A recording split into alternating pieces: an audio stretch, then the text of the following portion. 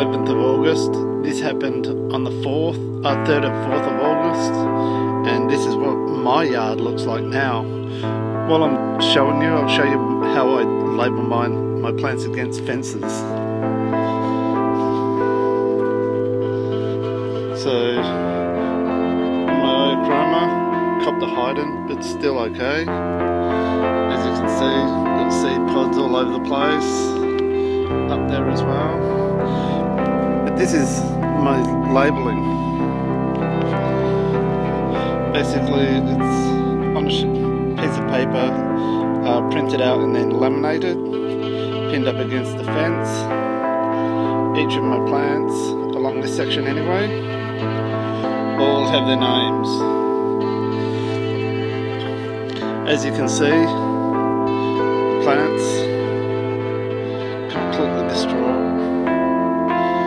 Many with seed pods, many without seed pods. And it just keeps on going on and on and on. And then we go across into the yard.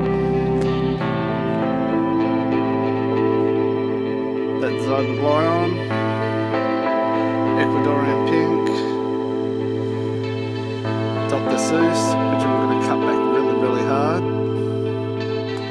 But in general, tight place, plastic bags have had rat sack and peanut butter in. Rats love it. I haven't had rats for a while, but I'll just leave it there as a deterrent. You know, plants that have just started to wire flower now have no flowers at all. It's so ghostly.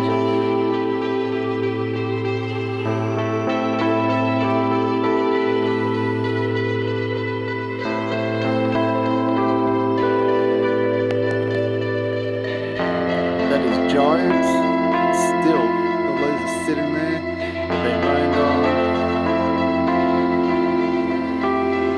So that's the whole yard. Coming up further. These are all my Euros, which have copped the hiding as well. Back outside. Monodio with seed pods.